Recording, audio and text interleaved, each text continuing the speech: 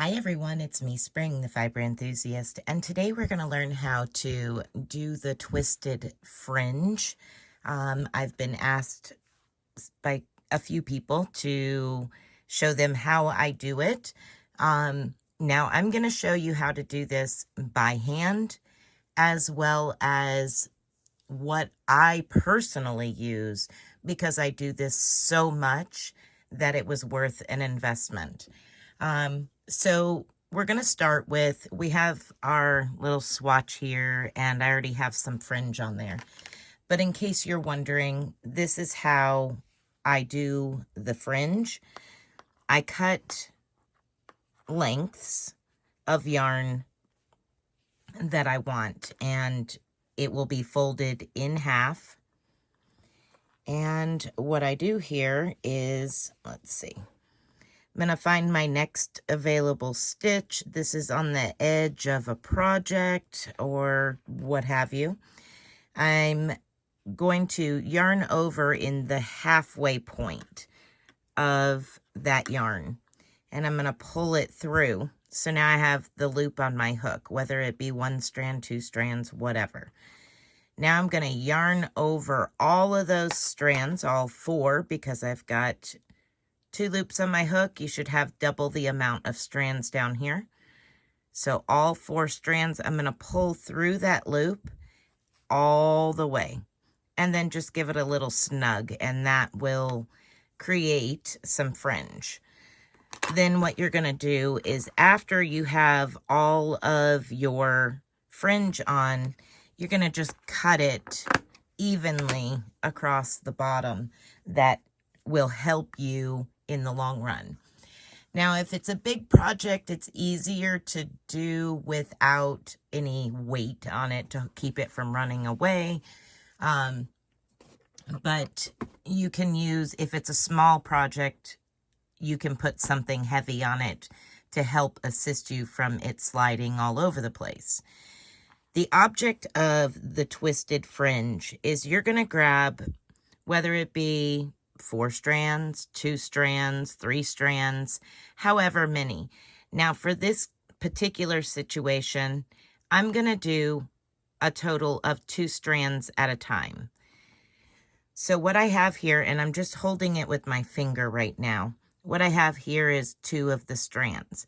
And what you're going to want to do is find which way the yarn twists, whether it be clockwise or counterclockwise. Most yarn is clockwise. And what you're going to do is hyper twist, over twist that strand. So you're just going to roll it in your fingers until it starts twisting up to the point where it can twist back on itself and give itself a pigtail. And I'll show you what I mean by that. And like I said, I'm just twisting it the way that it's already spun. And see how it's curling back on itself? That's what you want. So then I'm going to hold it between my fingers down here just to keep it out of the way, but keep the twist in it. Now I'm going to grab the other strand, and I'll be doing the same thing. Same exact scenario, just giving it some serious extra twist here. Now, once you have it where it's pigtailing, see how it's curling back on itself? Both of them are doing that. Once you have it to that point, you don't want to lose your twist. You're going to grab your other strand that is twisted. And when you get that other strand in your hand, then you can kind of stretch it all out nice and tight.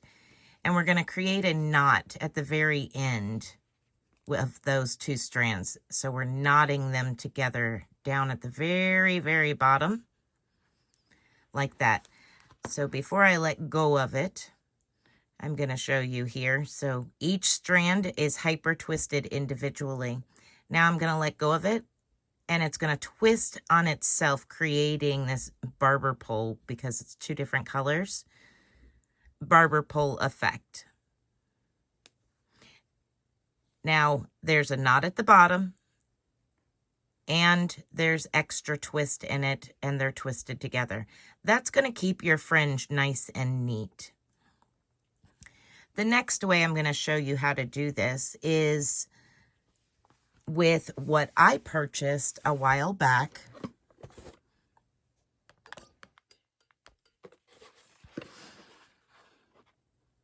It's called the Fringe Twister. I received this from, it's made by Ashford, Wheels and Looms, and I think I purchased it, Woolery is where I ended up purchasing this one from. Now I can do, on this one, I can do up to 4 strands of yarn at a time. I can do just 2, I can do 3, I can do 4 at a time. And what this is, I'll open it up now. This I purchased with my own money quite some time ago, and I am not involved with Ashford in any way, shape, or form. So this is what it looks like. It has a hole down at the bottom.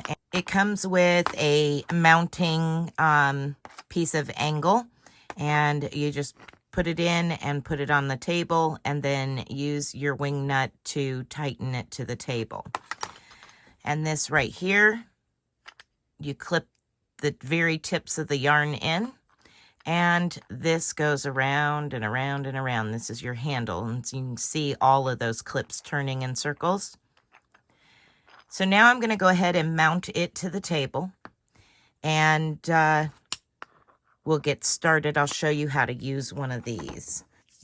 Okay, so now we're mounted to the table, and I'm going to go ahead and do 3 strands this time. So I'm going to connect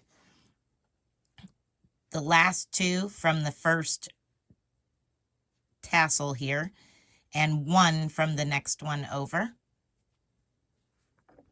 And there's no rhyme or reason to why I'm doing that other than to show you how 3 of them twist.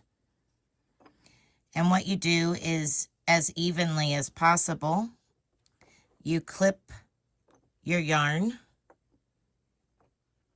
the very ends of your yarn, like that, and you hold your project taut.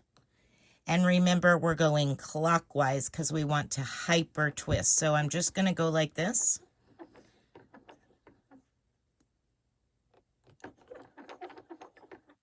And sometimes it'll naturally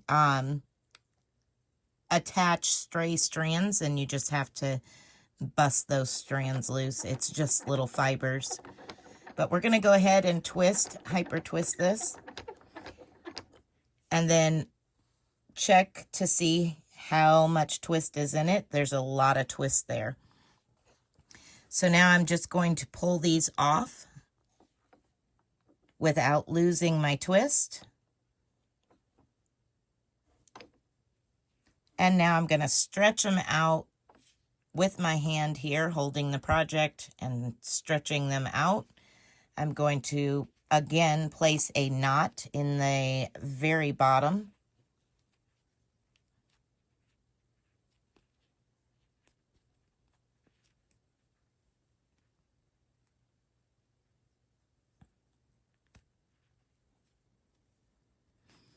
And now I can release it on itself. And now we have 3 strands twisted together. And you can do that with your fingers as well. Now I will do all 4 just to finish this up and show you 4 of them twisted together. So I'm going to take the last 3 from the second tassel and 1 from the next one over. And I'm going to place them all into the clips.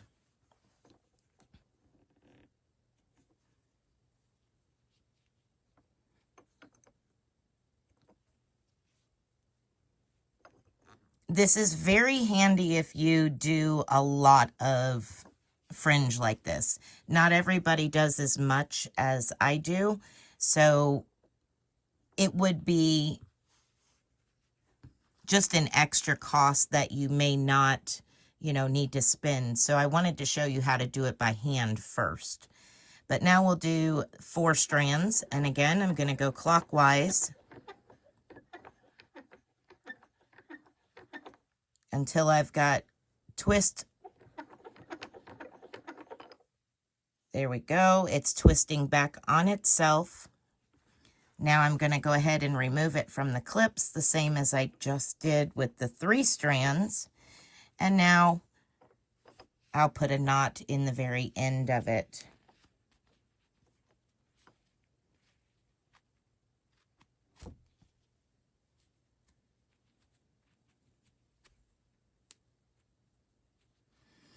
So now I have 4 strands, and when I release them, they're going to twist back on themselves.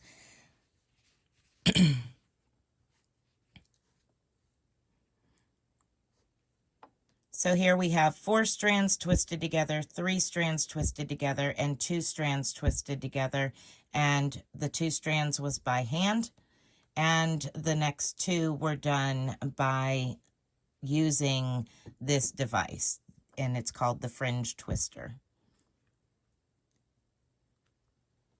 Let's see if I can get this where you can see it better. Sometimes you just gotta stretch them out so that way they twist more evenly. But there you have how I twist fringe and how you can do it if you do not have a fringe twister, and by doing it by hand. It is hard on your hands, I will admit that, and that is why I got the fringe twister from Ashford, because I needed some assistance when I was doing so much fingering and DK weight twisting. It's definitely easier to use this than it is to try to do all of it by hand. So there you have it. Be blessed, be a blessing, and until next time, bye for now.